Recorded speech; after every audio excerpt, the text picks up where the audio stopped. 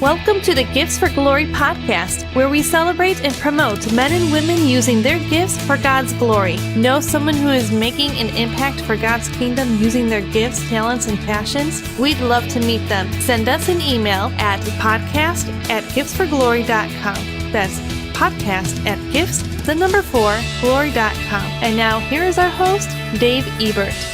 Hello, friends and neighbors, and welcome to the latest edition of Gifts for Glory. We're really glad that you're here. A little bit earlier start time for those of us watching live on YouTube and on Facebook. And if you're watching on Creative Motion Network, it doesn't matter what time we went live because you're picking it up streaming on demand. So thank you for joining us for today's edition of Gifts for Glory. We're going to do it a little bit different order. We normally open with a Devotions with Dave segment, but we want to honor our guest time. She's got another meeting going on in just a little bit, doing some Bible study stuff. So we want to let her get to that. And we want you to meet this amazing comedian.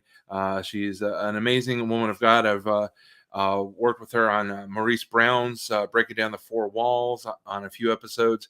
And I love her story. I love her passion. I love her heart. And as we get to the end of March and we're heading towards April, April is National Humor Month. So we're getting started a little bit early with our guest, Comedian Chelle T. We're going to be talking about Christ, comedy, and the many hats she wears while making her own way in life. Be sure to connect with Chelle T at chelletfunny.com, or you can find her on Facebook and Instagram at Chelle T Funny. And before we bring her on, I want to give you a little taste of what she does. So here is a clip of Chelle T in action. We put a lot into our family. We put a lot into our children. And I got to a point in life where I decided I was going to do some stuff for me. I was going to take care of myself. So I started working out. Yeah, clap.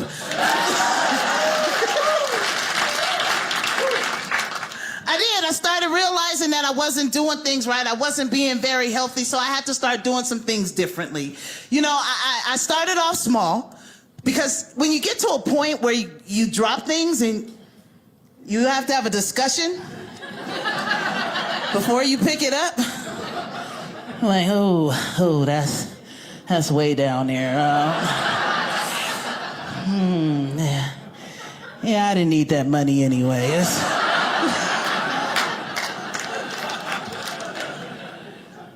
So I started doing simple things, you know what I'm saying? I started walking. Yeah. Oh, into the restaurant instead of using the drive-thru? Baby steps. But actually, I joined this club. It's called P2P. And it's extreme workouts and things like that. And throughout the process, I lost 40 pounds. Yes. I see you over there with that little smug look on your face, talking about, well, dang, how big was she? That ain't Christ-like.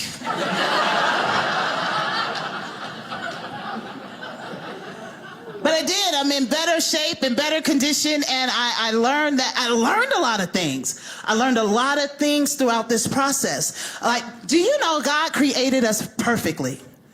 We are created perfectly. You guys know the normal temperature for the body is 98.6 degrees? Yes. A little higher, it's a problem. A little lower, it could be a problem. Perfectly. I learned throughout this process that when we eat things that are a lot of processed foods and things like that, that what our body does is it doesn't recognize those things. So it starts to build fat around it to protect it because it doesn't know what to do with it. So I was like, oh my gosh, all this time, I wasn't fat. I was overprotected.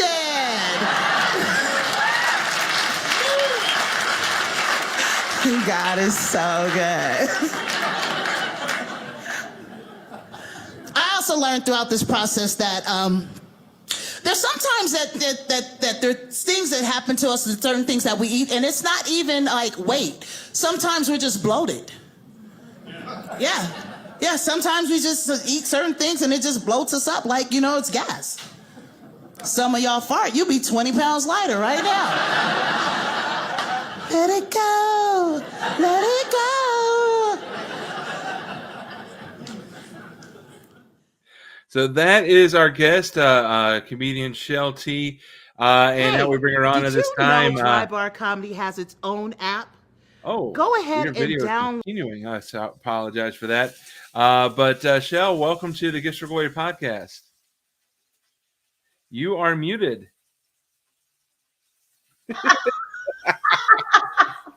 I am so professional. You're going to learn that from me, Watch. You're just going to get that. Thank you for having me. Super excited to be here. And I love your dry bar special, and I too am somebody who is overprotected. Ain't God good? Won't he do it? Won't he do it? Yes, I love. You know, it's an awesome opportunity to just watch yourself and be able to just look back and be like, wow, God is so amazing, because He definitely, when He gives you the gifts, you know He's giving it to you, because when you sit back, you're just in awe, just in Yeah. awe. So God is so dope. Thank you so much. That was dope. So that's a clip from your dry bar special. How Yes. did you get connected? How did that happen? I know that comedians all over are trying to get there. So how did it happen for you?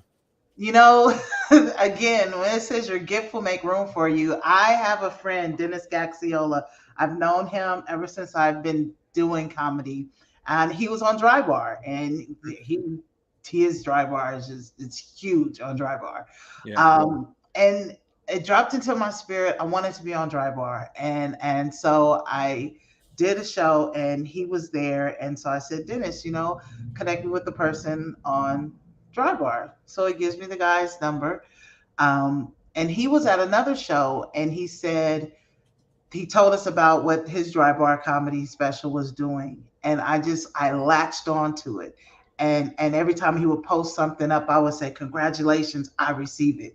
Congratulations, I receive it, because it was just so embedded in my spirit that I wanted to do Dry Bar. And so when I connected, I actually did my first comedy special because I was trying to get material to be able to send in, because they wanted something professional, something clean and all of that, a clean version where they could see it well. So I was like, I'm going to just do a whole, stand-up special. So I'll have clips to send to Dry Bar.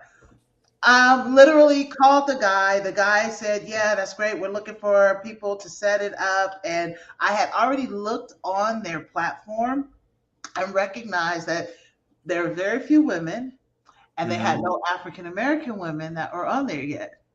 Wow. Yeah. And so I was like, I want to be the first African American female on Dry Bar's platform. Now, mind you, the platform itself was mind blowing to me. I love the fact that it was just clean comedy, funny, clean comedy, family oriented. Anybody could watch it. I was like, yes, that is the road I want to be on.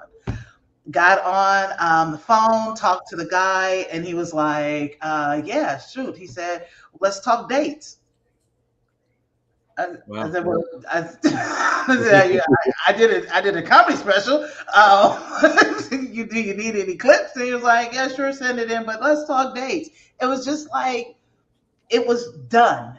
You know, when we say it's already done, and we say, oh yeah, we praying to God, but we know it's already done. It was already done.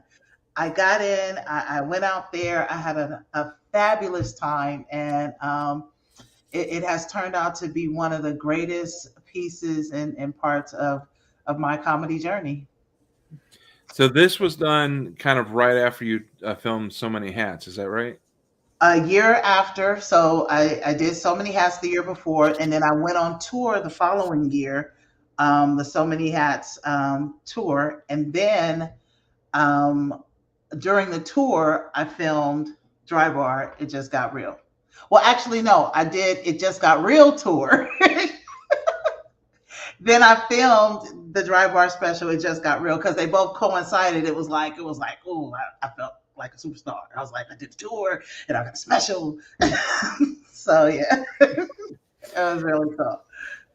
When did your dry bar drop? When did it come out? It dropped March 2020.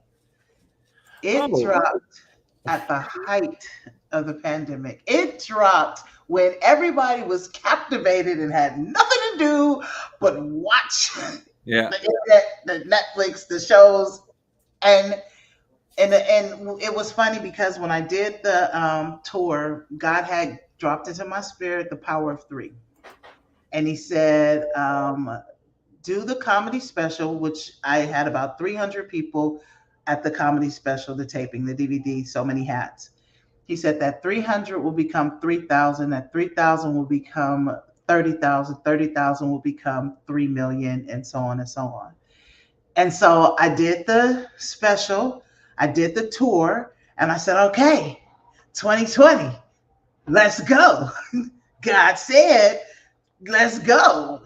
2020, everything shut down. I said, God, remember you and I had a conversation, and you said, but he clearly had the plan because when everything shut down, March 2020 is when it's dropped. By 2021, I had over 3 million views just on Mm. Facebook alone. And he reminded me, he said, I told you 3 million would know your name, Wow. Nice. right? And I said, okay, you said you would. He didn't say how he would do it, but it's done. And since then, there's been like across the platforms over 8 million views, and people are just still grabbing onto it. So super excited. Of those 8 million, how many is that you just hitting refresh on your browser to? Well, I'm after joking. the carpal tunnel surgery, I pulled back a little.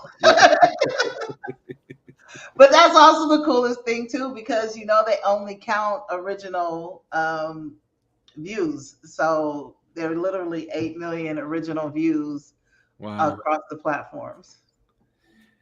And that's awesome. It's something that, like you said, it's not something that necessarily you would have picked to Right. have your dry bar drop right as everyone's getting locked in home. But the fact that it dropped right then was almost providential because now people are at home looking Right. for content, and all of a sudden they're like, "Oh, look at this Chelle T. She's awesome. She's Yeah. overprotected." It overprotected, you know what I'm saying? And it literally overprotected because that's what God did with the comedy career. He overprotected it and he made sure that it would continue to move even though the whole world had to stop. So you are available for booking if anybody wants to connect with you. They can find it at shelletfunny.com. Yes, my And go oh, ahead. I was gonna say yes, my agent's information is on there. So I am represented by BH Talent. Just call my agent and she would love to talk to you. So I know that you mentioned that 2022 is kind of slow as far as comedy because you're also involved in a production. What's the production about? And is it something that is going to tour or is it only going to be in one location? Tell us all about this production coming out. Well, this production is it is a joint effort between Tourle Entertainment, which is our entertainment company, and New Mission Community Development that's run by Shalene Huey Booker, and we have come together to create this stage play called "To Be More Like You." It was her vision. She was given the vision during the pandemic. Just God is so amazing again. And she partnered up with myself and a few other individuals, and we wrote the production. So it's a original production with all original music. Um, we literally released the production in July 2nd of last year to let everybody know it was coming. And again, she was given the vision, and God told her to wait 2 years before we actually ran it. Hmm. So she was given the vision just before the pandemic. We've been working on it for the last 2 years, and now that things are lightening up and opening up and things are changing, we can now go into moving the production into the places it's supposed to go. And so it is the play is called To Be More Like You. It is based on the book of John. And it goes through the different processes and miracles and enlightenments that Jesus did, but it's based on a modern day time. And our key character's name is Joshua, and he kind of replicates the walk that Jesus Christ did, but in our human life now in this day's dispensation. So we drop July 20, no, July 17th, 16th and 17th is when we run. We're in Northern California in the Bay Area at the Lesher Center for the Arts. And it's original run, but the plan is for us to be able to travel and move it along into different places and spaces. And so it's phenomenal. We're actually doing our single release because we have a single that goes to the production. And so we're having a single release party this Saturday, April 2nd, where we drop the single. You get to meet the writer, which is Shalene. She's the writer of all the songs and the producer of the track. And then a couple other people, the people that are singing on it and all of that. And so that's at 2:00 this Saturday, live on Facebook from our To Be More Like You page or to my Chelle T page. But yeah, it's phenomenal. It's absolutely phenomenal. That's exciting. It's just another example of don't freak out when the world is freaking out, because God's got a plan. God's working something. That's literally what he told me. He said, just keep your eye on me. When it all started and it all began to just look chaotic and crazy, he said, just keep your eye on me and you're going to see something happen. And that's truly, truly what happened. So that's coming. The actual play is coming out in July, but it's going to be designed to possibly travel. Are you looking to stick in California, or is it possible of it anywhere? No. We want to take it any and everywhere that it can go. The story is so phenomenal, and it's literally about walking away, understanding that human beings are human beings. And if we want to be more like Christ, we have to operate in love. No matter who you are or what people choose to do, love is the ultimate key to life for everybody on this earth. And so it really allows you to walk away from that. We focus on different aspects of, what we deal with right now today. And we just bring it to a point to where, hey, look, love. Amen. So, yeah. My feelings is kind of hurt because I'm looking at my tag right here and my IG page got shut down. Oh no. What'd you do? Who'd you upset? I didn't do anything. So this person started impersonating me, right? Oh no. Yeah, they started impersonating me. And so I started putting them on blast. This isn't me, because everybody, a lot of people have people on their pages and they don't really know who they are. And so, but I know just about everybody that follows me and I follow or whatever. And so everybody was calling me, you got a new page, you got a new page. And I was like, no, I don't have a new page. So I find this person, they're impersonating me. So I started telling people to report this individual. So they continue to do it. And then I put a whole video out on how to report this person, like not just in the basic level, let's go deep. So I was training them to do it. So I guess Instagram finally caught on that it was a problem. And so when their system scanned it, instead of shutting their page down, they they disconnected my page. And I'm just like, really? And so they shut me down. I'm still trying to figure out, how to get it back. And then they let the other person be on. Just be on. I was like, why? So it hurts my feelings because I had that page for like 10 years. Wow. Yeah. Yeah, that's a lot of investment. Yeah, it is. And it had so much stuff on there. And people would go to the page because, I put my scriptures up there and the comedy and all the little things that I do, just joking around and playing. And it was just like, we're shutting it down. But then when I send them messages, then they're like, but you were violating the policy. I was like, but it wasn't me.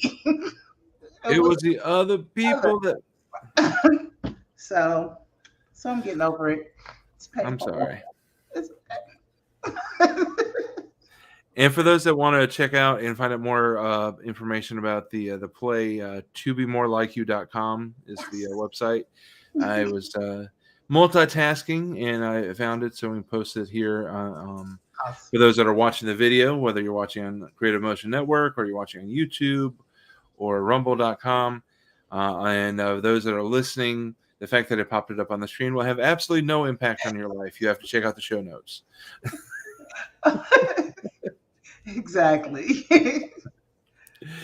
So, show one of the actually the favorite part for me of this show is to find out people's stories, to go back and hear how did you find Jesus and how did you let him become your savior. So, tell us your story. Did you grow up in a Christian home, or did you have to find Jesus more of a harder road? I actually was born into ministry, so to speak. My grandfather was, I guess my grandfathers on both sides were in ministry. But my mother's father, he was the presiding elder of the African Methodist Episcopal Church. And so it's always been a part of my life. But I tell people all the time that just because I knew of Christ didn't mean that I knew him personally. And so it was routine. You go to church, that's what you do, that's what your family does. And there was really no other way. Even as kids, when we grew up in our generation, you went to church.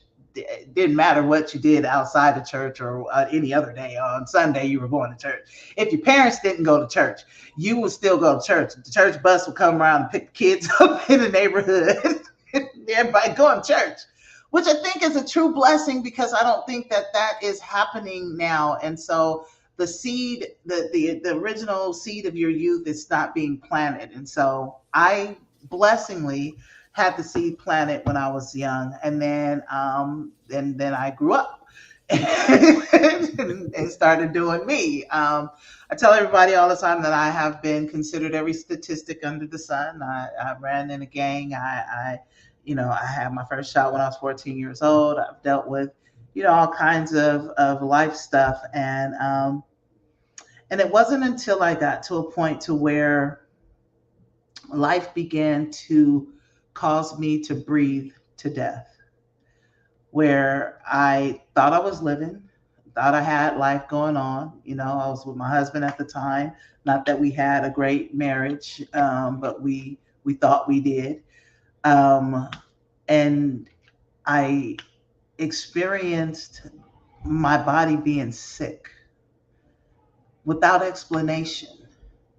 There were a lot of things in my childhood, a lot of things that I had dealt with that I had suppressed and packed away real nicely, and thought that I was going to be able to just keep going on with life and just let that sit in the corner somewhere and act like it never happened. And that never works, because my body was like, yeah, we need to get this out of here. And if you're not going to do it mentally or emotionally, we're going to do it physically.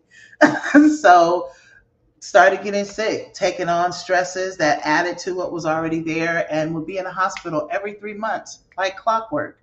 Didn't know what was wrong, couldn't tell what was wrong. I'd get sick, I'd be throwing up all the time, couldn't keep anything down. I'd go in, I would stay a few days, I couldn't find anything wrong, and then I'd be okay and I'd leave. And then 3 months later again, like clockwork, it would happen all over again. And at one point, it got to a place to where I just started to recognize that I was empty. I was Mm. empty. I wasn't, progressing. I smoked weed. That was my thing. I really wasn't, into a whole lot of other drugs, because limb bias really scared me. Because the basketball player who's going to the NBA, and he got high once and died, I said, yeah, no, that's, Right, right. no, not doing that. But marijuana, if that was crack, I'd be a dope fiend. Mm. Um, well, I was already a dope fiend, but I'd be like one of the smoked out, smoky kind of dope fiends.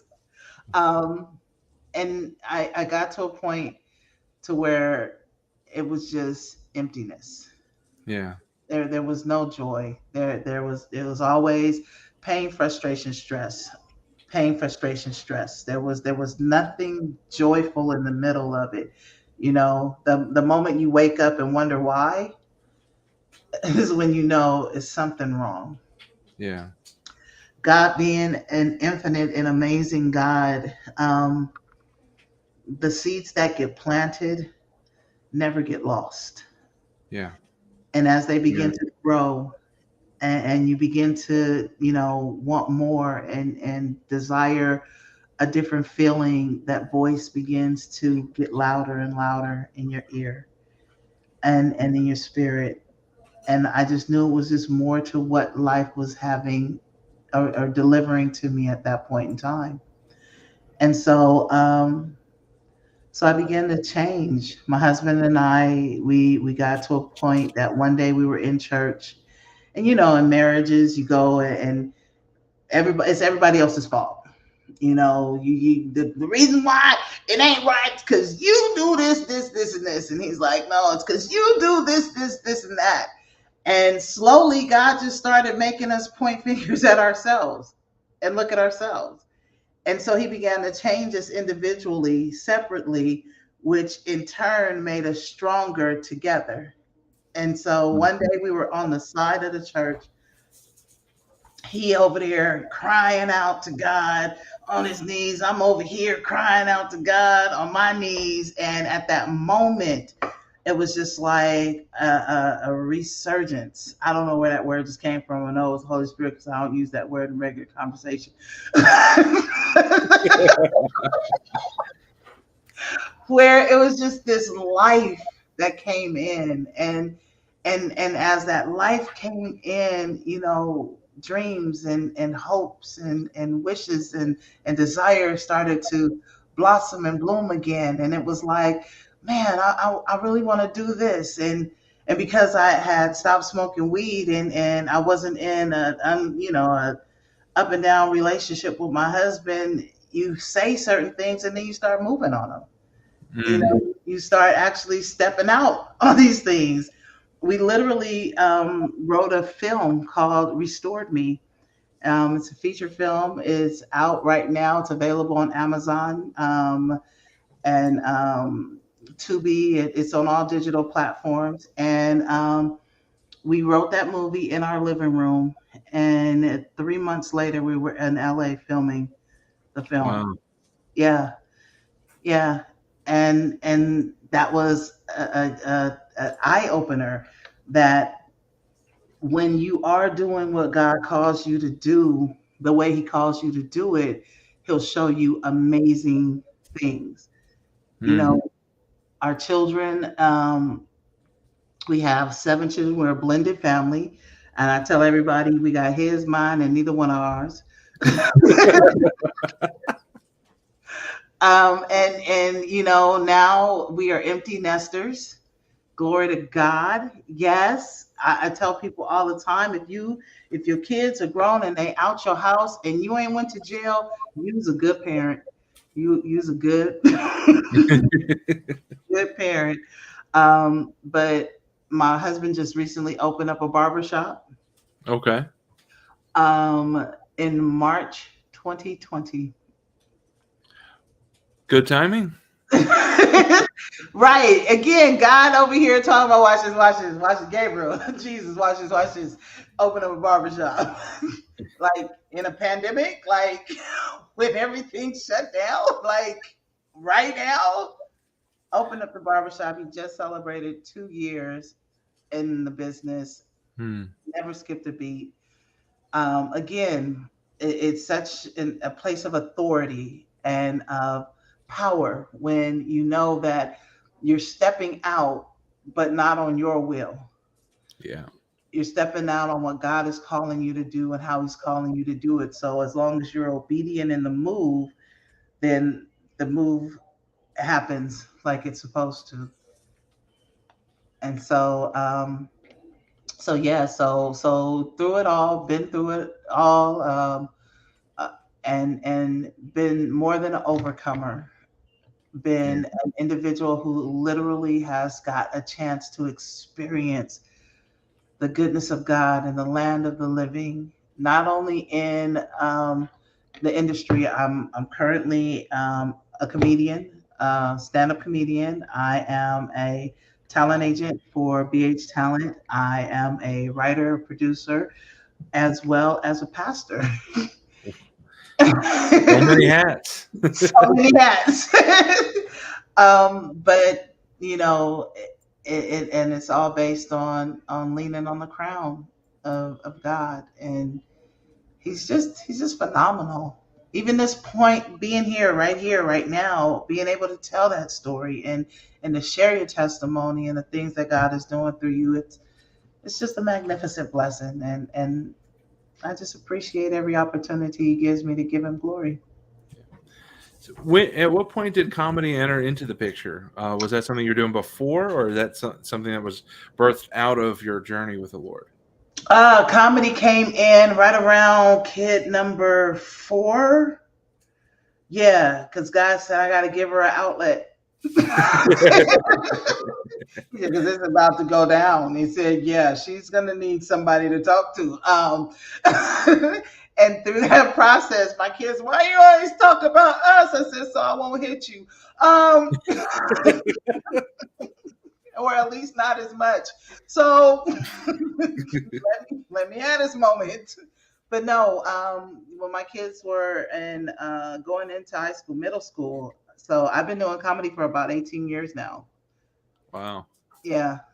So, and it started, I remember Christmas Eve. I had always been on stage in entertainment. I started off in music. I was a rapper. That's how me and my husband met. And then we did stage plays called The Shaws. So I've been doing stage plays for quite some time.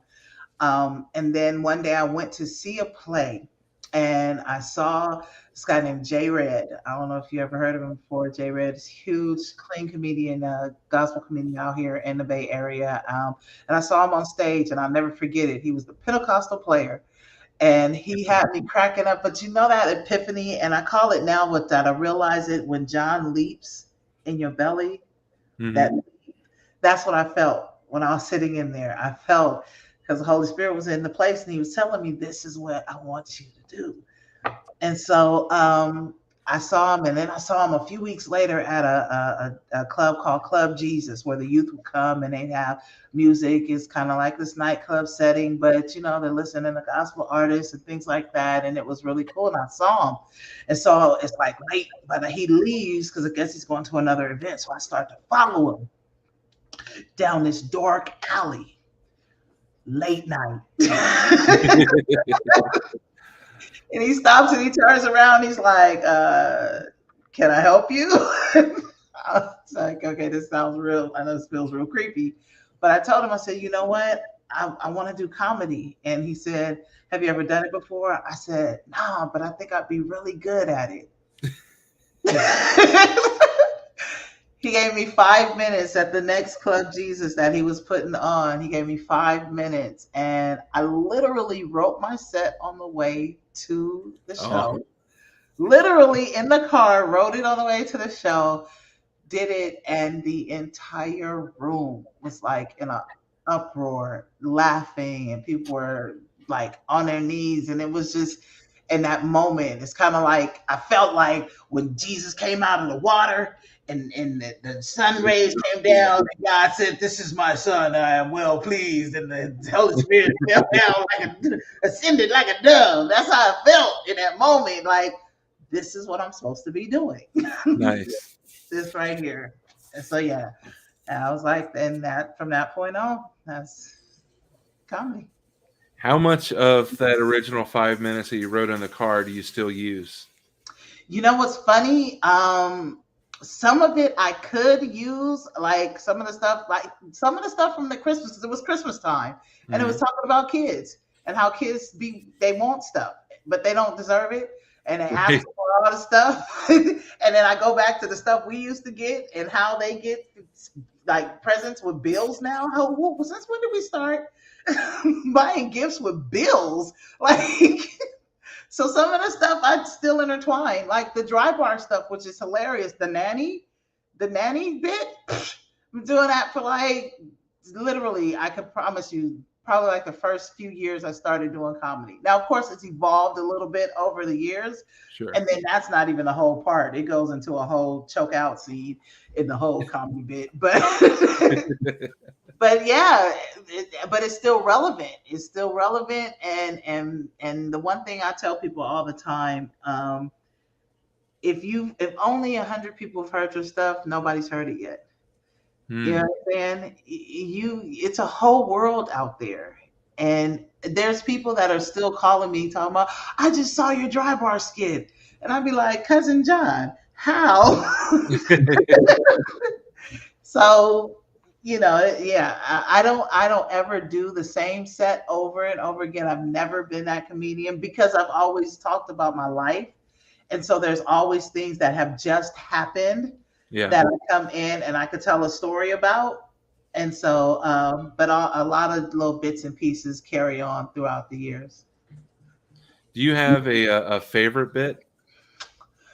I think my favorite one is the one where I talk about me and my husband and how we were about to break up and we was going to court and we was in this big fight because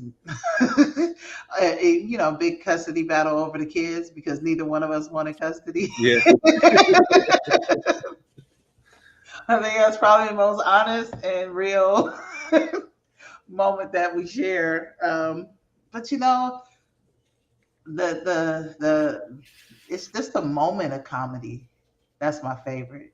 It's the moment that you realize they get it.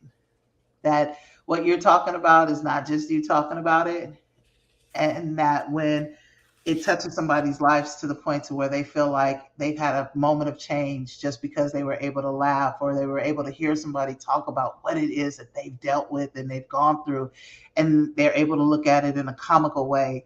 It's stuff like that that's just phenomenal to me.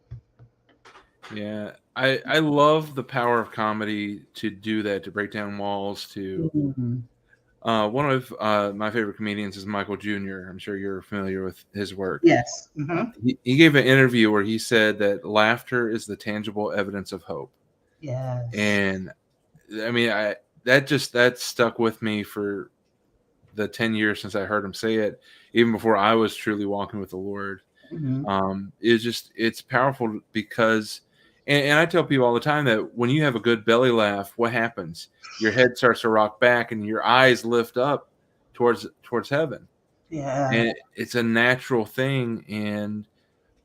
And I think that, especially after what we've been through, we talked a lot about how life stopped for about 2 years, give or take. Right. And we had an election, we had all this, we got comedians slapping other people on stage.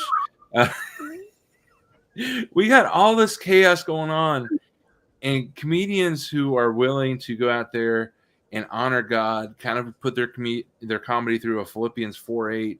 filter of what's pure and honorable and beautiful, because there are things we can laugh together at ourselves because God made us funny. I truly believe it. Yeah, well, the joy of the Lord is our strength, and we forget that. It's not what we've been through that gets us to the next step. It's finding joy in the process of the things that we go through that gives us the strength to keep moving. Hmm. I truly believe that the laughter is medicine. It helps you physically. It Yeah. changes your physical makeup when you laugh, as well as it does when you're frowning and when you're angry. It affects who you are. And when we can laugh at life, because life is the funniest thing in the world, it's Yeah. hysterical. Like, seriously? And when we can laugh at it and move forward in it, it just changes everything. It really does. I have family members who have dealt with loss and brokenness and they didn't heal from it. And because they didn't heal from it, it broke them down. And then physically and then emotionally. And I was on that route because that's what was happening to me. I didn't have enough joy in my life And my body was like, okay, look, this is what I do. I believe that's where cancers come from. I believe that's where dementia comes from. I believe that all of those things are related to us holding on to hurt, pain, stress, and struggles and not allowing our body to heal. I agree completely.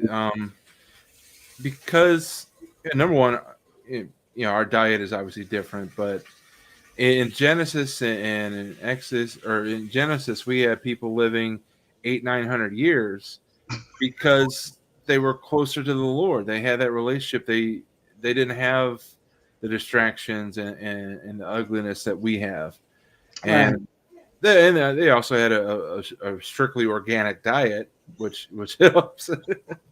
Was, Burger King wasn't quite on every, farm turn. Wasn't on every sheep corner. We didn't have, but you're right, just living pure. And in this world, it started out with sin, but it was never absent of God. Right. Absolutely. Yeah. So I want to get you out so you can get ready for your meeting and do your Bible study thing. And this has been a blast hanging out with you. I think maybe you should move to Chicago. We'll hang out. We'll do some shows. Yeah, I think so. Let me talk to my husband. Run it past him real quick and see how you feel. But definitely like to come out and check it out. Just leave that on the table. I appreciate you having me. It's truly a blessing to be able to share and with other individuals who see the importance of the gifts that God has given us. It's a lot of times where people feel like, the gifts belong to the world, but that's a lie. We've all been measured and given a gift, and it's up to us how we choose to use it. But all those gifts come from God. Mm-hmm. And the thing I love the most is, when I found out what I was given, the gift that I was given, and I was able to bring it back to God. Because I used to, I cussed with the greatest. Some of the cuss words I hear now be going, I made that one up. But there's a lot of things that I did through the gifts that I didn't know were given to me for God. And once I realized that, He allowed me to use them still, and to use them in a manner to where it truly brings not just joy to me and joy to the people around me, but joy to Him, because He's actually seeing His work be used accordingly. And He's done some great stuff. So the Restored Me film, you guys can check that out. Please go take a look at it. It's on Amazon, all digital platforms. We also have So Many Hats that's on Amazon right now through Drybar and on all digital platforms. So Many Hats is available on Vimeo on demand. And then this one coming up, To Be More Like You, is phenomenal. Sorry, my computer's talking to me. But that was on time, though. Did you see that? It was like, Be More Like You. So I have two quick segments we're going to go through real quickly that I wrap up every interview with. One's the interrogation, 7 random questions that won't otherwise fit in our conversation. And then I ask you for your wise counsel for somebody that wants to use their gifts for God's glory. Okay. So we'll start with the interrogation.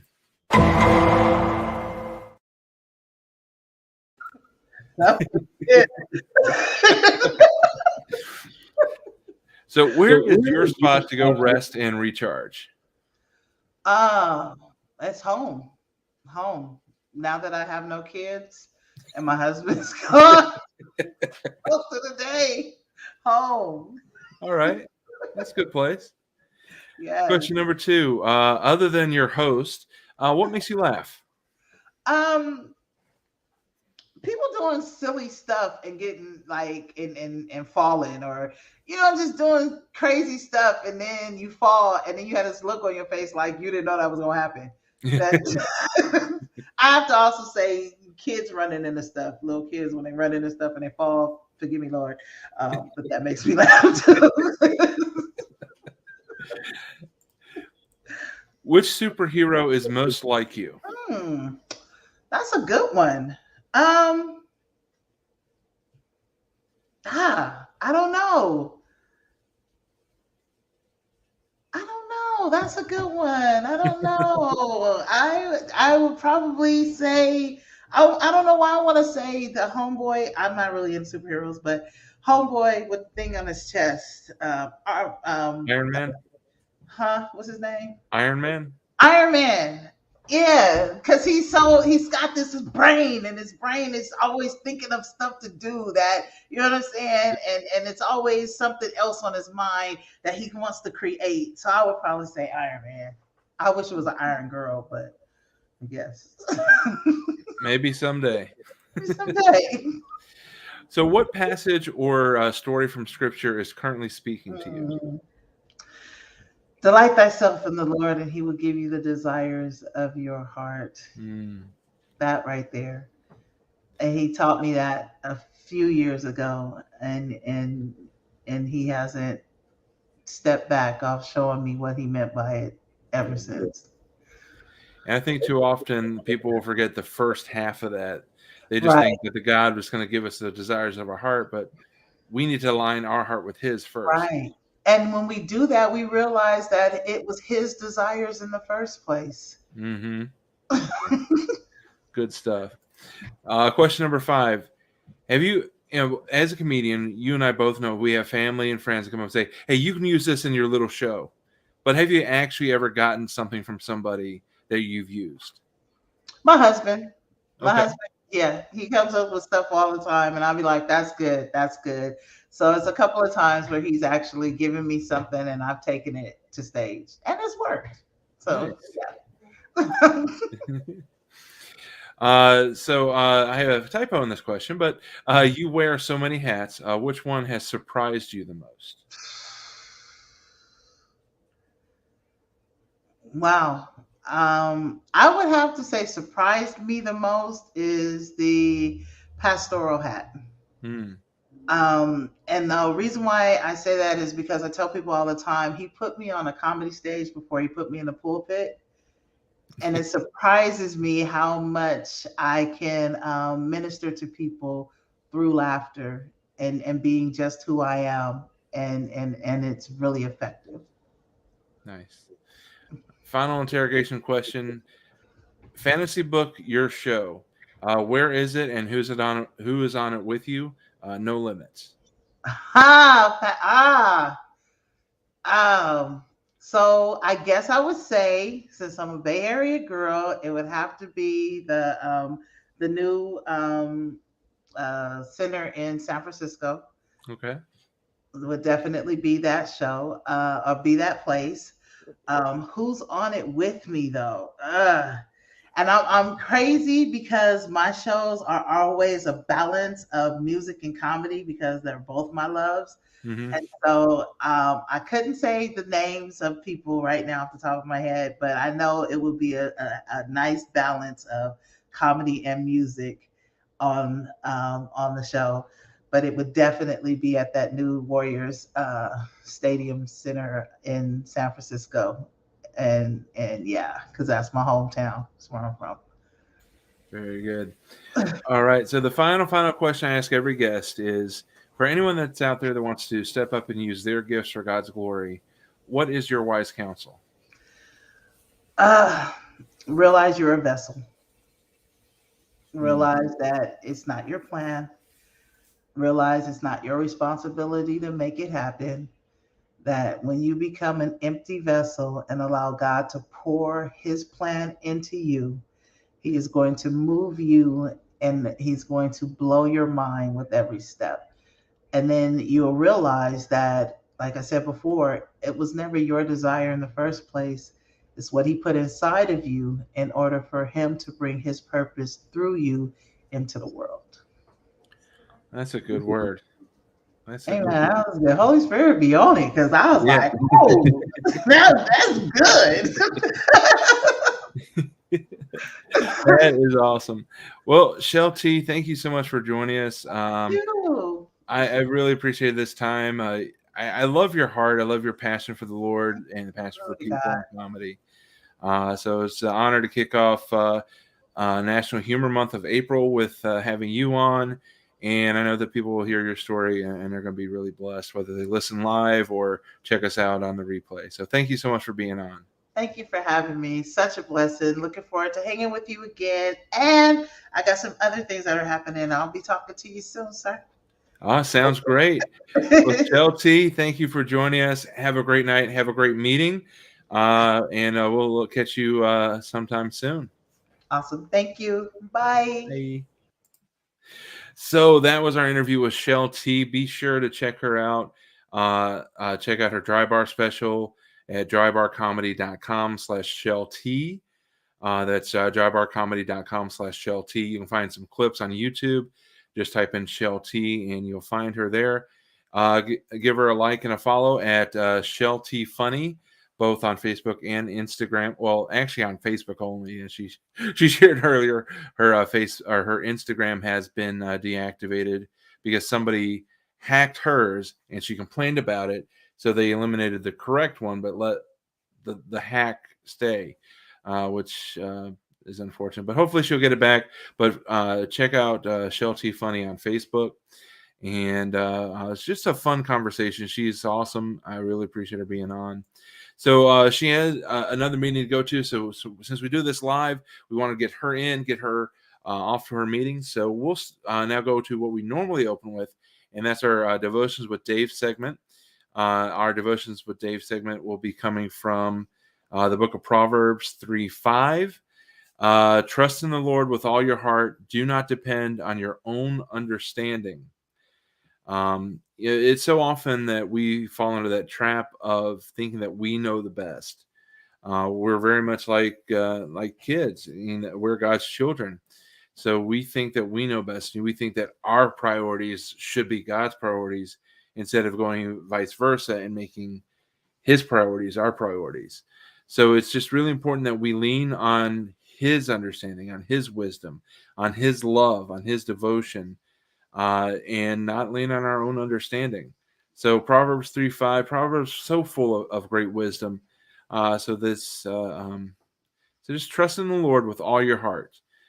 Do not lean on your own understanding. And as Chelle T was talking about just a little bit ago, let the Lord be your source of delight. Delight in the Lord, and then he'll give you the desires of your heart, because your heart will be in line with his, and the desires that you have, you'll realize, as Chelle was talking about, those desires that you have are what God put there anyway. But he just needs you to be in line with him so you don't misuse or misunderstand or fall out of line with the gifts and the things that he's going to give you. So trust in the Lord with all your heart. Do not depend on your own understanding. Proverbs 3:5 is our Devotions with Dave segment for tonight. So I want to thank you for joining us. Coming up for Well-Versed Comedy, we have some pretty cool shows coming along. This coming Saturday on April 2nd, 6:30 p.m., Stone Church in Orland Park. It's another fundraiser for Royal Family Kids Camp. This is for the Orland Park chapter. So we're going to be at Stone Church on April 2nd at 6:30. Tickets at rfkorland.eventbrite.com, rfkorland.eventbrite.com. All proceeds are going to the Royal Family Kids Camp. Stone Church is giving us their sanctuary to use for the show. And Well-Versed Comedy, we're donating our time because we believe in the mission of Royal Family Kids Camp, and we're really excited to share the stage and share some comedy with the people of Orland Park and surrounding neighborhoods. And then in a couple of weeks, on April 16th, we'll be at Lombard Assembly Church in Lombard, Illinois. This will be a completely free show. Come on out if you're in the northern suburbs or the central suburbs. April 16th at 7:30 p.m., Lombard Assembly Church. Free admission, comedy for all ages. And so we hope to see people there. If you can't make it to our fundraiser show on the 2nd, or if you can, come out and catch the free show on the 16th. And then at the end of the month on Friday, April 29th, 8 p.m., we'll be back at the Roxy in Lockport. The Roxy is just an awesome theater, and we love performing there and playing there. We have special guest Tracy DeGraff. She's a phenomenal comedian based here in the Chicagoland area. She's going to come out and entertain, and she's phenomenal. And tickets are $25 for that event. Proceeds going to RFK Lockport, which is the camp that my wife Bobby and we serve at RFK Lockport. So we're really excited to raise money for our own camp. But we're also excited about all of these camps. We this past Saturday, we did a comedy show for the Royal Family Kids Camp Joliet chapter. And we are able to raise through online ticket sales and in-person donations over $1,100 for comedy night to give to Royal Family Kids Camp. So I'm issuing the challenge to RFK Orland and RFK Lockport. Let's see if both of these shows can beat that initial number. The bar has been set, so let's see if we can beat those numbers. And finally, the next show coming up after all this is going to be in May. We're going to do a comedy show at the Hope Center in Bolingbrook, Illinois. More details on that comedy show to come. But most importantly, we really want to see you support the Orland Park RFK Comedy Night, and also come out to the RFK Lockport Comedy Night. All those can be found on Wellverse Comedy's website, wellversecomedy.com, and just look for the tab that says RFK Fundraisers, and you can find all of our shows there. So that is all we have for you for tonight. Thank you so much for joining us. Thank you to Chelle T for sharing her story.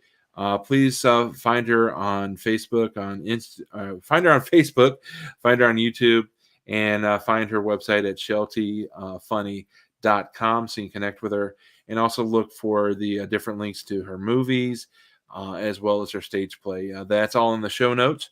So next week we have going to be a really great show next week. We get to interview Phil of Phil's Friends, who's got a powerful story, powerful testimony. And Phil's Friends is a phenomenal ministry. If you're not familiar with Phil's Friends, please check them out. Search them on Facebook, on Instagram, on YouTube. Look for Phil's Friends. They provide care packages and support to people who are battling cancer. And a little care package goes such a long way to just encourage and lift the spirits of people who are battling cancer, because it's as much emotional and spiritual as it is physical when you're battling cancer. And Phil's Friends comes right alongside people who are in the midst of that battle. So we'll have a really great conversation next week with Phil of Phil's Friends. And I hope that you will join us live next week. Give us your comments, your questions throughout the show, and we'll be happy to share those with Phil as we're having the conversation.